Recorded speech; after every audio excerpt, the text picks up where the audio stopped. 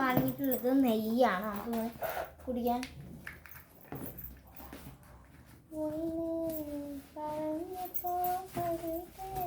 അത് തിന്നാളൊന്നുമില്ല, മരുന്നാണ്.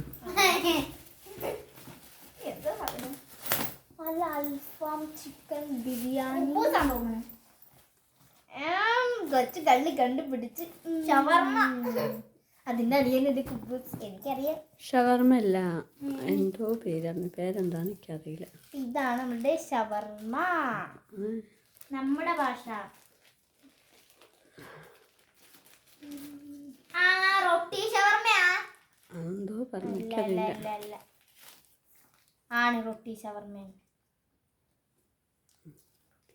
ചിക്കനാണ് അതിൻ്റെ ഉള്ളിൽ പറഞ്ഞു. എന്താ പേരെന്ന് നോക്കിയറിയില്ല.